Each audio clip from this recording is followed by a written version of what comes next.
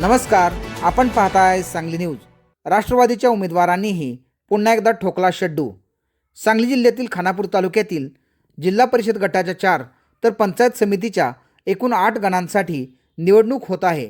तालुक्यात शिवसेना, भाजप, वंचित, रासपा व अपक्ष यांच्यासह राष्ट्रवादी अजित पवार गटाच्या उमेदवारांनीही आपले उमेदवारी अर्ज आज दाखल केले। भाळणी जिल्हा परिषद गटासाठी राष्ट्रवादीचे युवा तालुकाध्यक्ष व उद्योजक प्रतीक मधुकर धनवडे तर गार्डी गणातून सारिका आबासाहेब जाधव या महिलेला संधी देण्यात आली। पाहुयात अर्ज दाखल केल्यानंतर बोलताना उमेदवार प्रतीक धनवडे आणि सामाजिक न्याय विभागाचे जिल्हाध्यक्ष संदीप ठोंबरे। नमस्कार, माझे नाव प्रतीक मधुकर धनवडे, असणार भाळवणी। मी जिल्हा परिषदसाठी आता राष्ट्रवादी पार्टीतून अर्ज भरलेला आहे। तरी संदीप ठोंबरे, पंकज भैया डबडे यांच्या मार्गदर्शनाखाली मी निवडणूक लढवत आहे। कोणत्या मुद्द्यावर ही निवडणूक तुम्ही लढवणार आहात? तरुणांना रोजगार मिळावा, महिलांना काम मिळावं, गावाचा विकास व्हावा, सगळ्याच यासाठी मी प्रयत्न करतो। आज राष्ट्रवादी काँग्रेस पार्टी अजितदादा पवार गटाच्या वतीनं भाळवणी जिल्हा परिषद गटामध्ये प्रतीक मधुकर धनवडे आणि सारिका आबासाहेब जाधव यांची गारडी पंचायत समिती गणामध्ये आम्ही उमेदवारी अर्ज आज दाखल केलेला आहे। खरं तर भाळवणी जिल्हा परिषद गट हा विकासाभिमुख व्हावा यासाठी एक तरुण चेहरा, निष्कलंक, चारित्र्यवान आणि युवकांच्या गळ्यातला ताईत अशा पद्धतीने ज्यांची ख्याती आहे असे उमेदवार आम्ही भाळवणी जिल्हा परिषद गटामध्ये प्रतीक धनवडे यांच्या रूपाने दिलेले आहेत। राज्याचे उपमुख्यमंत्री अजितदादा पवार साहेब, जिल्ह्याचे अध्यक्ष आमचे निशिकांत दादा पाटील साहेब, त्याचबरोबर खानापूर तालुका राष्ट्रवादी काँग्रेस पार्टीचे अध्यक्ष सन्माननीय पंकज भैया डबडे, जिल्ह्याचे सरचिटणीस आमचे राजभैया लोखंडे यांच्या माध्यमातून आम्ही या जिल्हा परिषद आणि पंचायत समितीच्या निवडणुका लढवत आहोत। राज्यामध्ये जरी महायुतीचं सरकार असलं तरी सुद्धा राज्यामधले जबाबदार उपमुख्यमंत्री म्हणून अजितदादा सर्वसामान्य गोरगरिबांचे काम करतायत। या विभागामध्ये असलेला दलित समाज असेल, मुस्लिम समाज असेल, अल्पसंख्याक भटका समाज असेल आणि 18 पगड जातीच्या लोकांना सामाजिक न्यायाच्या मुख्य प्रवाहात आणण्यासाठी फुले शाहू आंबेडकरी विचाराचा वारसा जपत राष्ट्रवादी काँग्रेस पार्टी काम करते।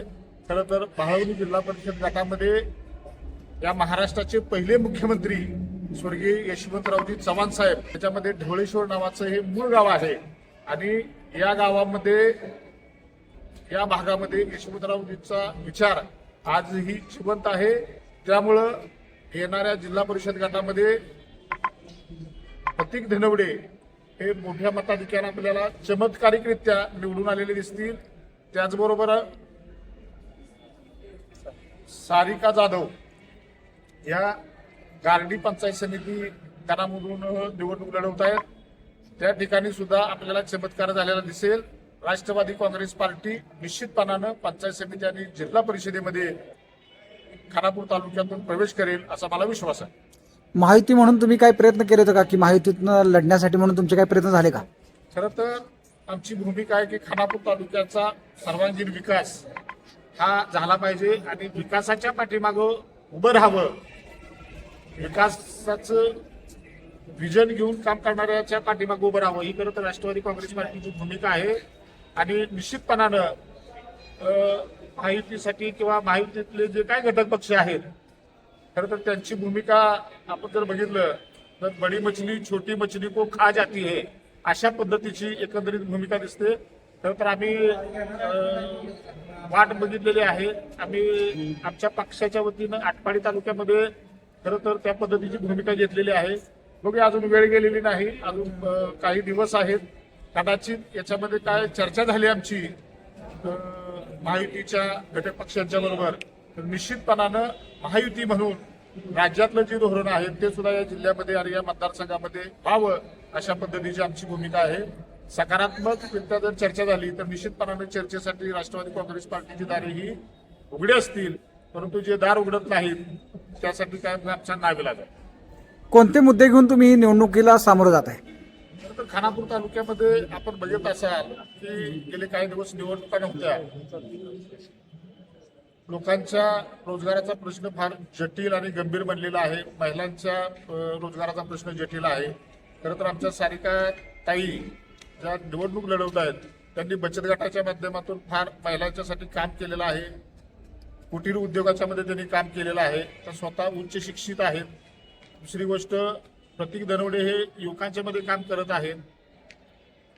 बैलगाडी शर्यतीचा जो आता नवीन एक हे सगळं चालू आहे त्याच्यामध्ये त्या विषयाला ते कायम पाठिंबा देत आलेले आहेत. आज पश्चिम भाग आहे बाळवणीचा, तर त्या ठिकाणी योग्य अशा पद्धतीनं युवकांचं कामाचं त्याचं नियोजन झालं पाहिजे.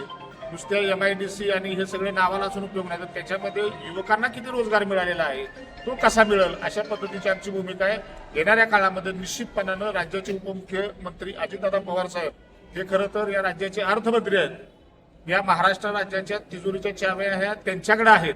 त्याच्यामुळे निश्चितपणानं त्या तिजोरीच्या चाव्याचा उपयोग हा खानापूर तालुक्यातल्या सुशिक्षित बेरोजगारांच्या हाताला काम देण्यासाठी निश्चितपणानं करण्याची भूमिका ही आमची राष्ट्रवादी काँग्रेस पार्टी म्हणून आमची असणार आहे. कालपर्यंत राष्ट्रवादी या निवडणुकीमध्ये उतरेल किंवा या निवडणुकीला सामोरे जावेल असे चित्र नव्हते. आज शेवटच्या सणामध्ये तुम्ही येऊन अर्ज भरलेला आहे.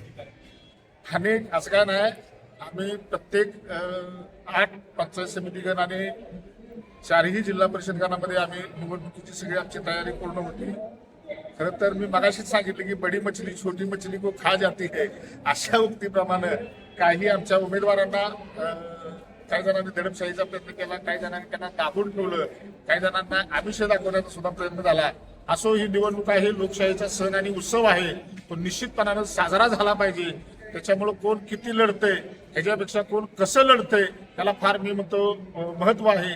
निश्चितपणानं आपण गेल्या निवडणुकामध्ये बघितलं असेल की राष्ट्रवादी पार्टी लढते त्यावेळेला ते ताकदीनं लढते आणि निश्चितपणानं याही निवडणुकीमध्ये आम्ही ताकदीनं लढू. सांगली न्यूजसाठी विद्याधर कुलकर्णी, विटा.